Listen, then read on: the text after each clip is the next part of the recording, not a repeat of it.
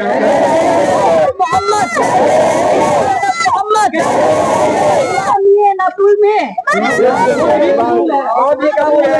ये नबी में ये नबी में ये नबी में इसके मोहम्मद इसके मोहम्मद होना इसके मोहम्मद इसके मोहम्मद आई लव मोहम्मद मोहम्मद।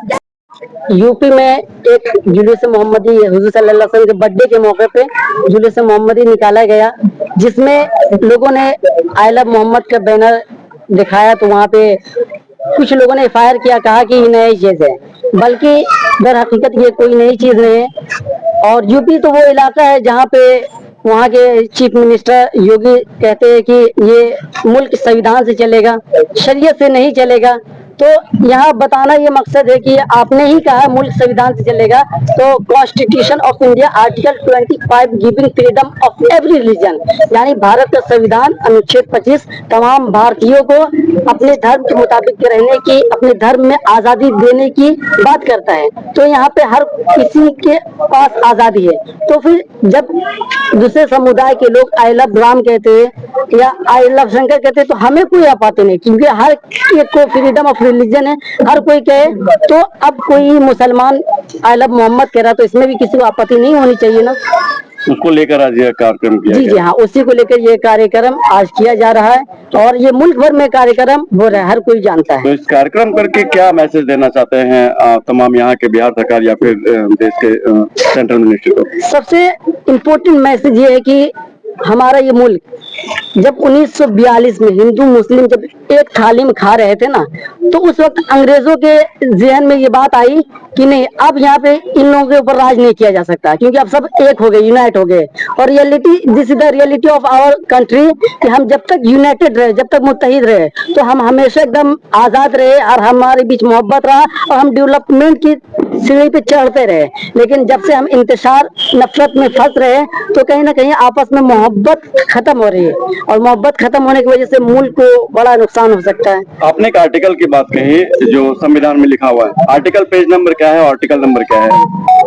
संविधान के आर्टिकल 25 में मैंने पढ़ा है, वहाँ पे आर्टिकल 25 हाँ मैंने पढ़ा है, वहाँ पे लिखा था कि भारत ये जो है यहाँ पे तमाम धार्मिक के लोगों को आजादी दी जाती है और हर कोई यहाँ पे मोहब्बत के साथ, अमन के साथ, एक साथ दूसरे साथ रहे।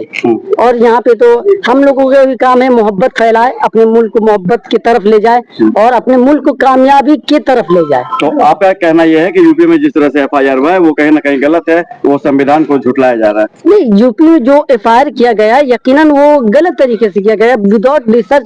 यानी आप यहाँ की जो चीफ मिनिस्टर आप खुद कहते हैं कि ये मुल्क शरीयत से नहीं बल्कि संविधान से लेकर, या एब्सोल्युटली वी एक्सेप्टेड। अब संविधान की बात आई, जब संविधान ने आजादी दी है, तो अब संविधान के आजादाना तौर पे तो हर कोई नए काम तो नहीं कर रहे, हम भी अकॉर्डिंग कॉन्स्टिट्यूशन ऑफ इंडिया के ही तहत काम कर रहे हैं। क्या नाम है आपका? मेरा नाम हाफिज तौसीफ रजा साकिबी है। पत्रकार बंधु, ये देश हमारा हिंदुस्तान सारी दुनिया के मुल्कों में सबसे न्यारा और प्यारा देश है।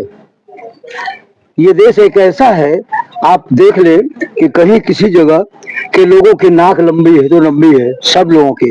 कोई किसी देश का आदमी काला है तो बिल्कुल काला ही काला अफ्रीकन तरफ, कहीं नाक चिपटा है तो बिल्कुल नाक चिपटा ही है उसका, कोई बहुत लंबा है तो लंबा ही है, कोई बहुत गोरा ही तो गोरा ही है। लेकिन हमारा देश एक ऐसा देश है जिसमें गोरा भी है, लंबा भी है, नाटा भी है, काला भी है, और इसी तरह सभी धर्म और सभी समुदाय के मानने वाले लोग हैं। ये हिंदुस्तान सारी दुनिया में जन्नत निशान मुल्क है, इसका मुकाबला कोई मुल्क नहीं कर सकता है, और इसका उल्लेख रामायण महाभारत और हमारे कुरान में भी है।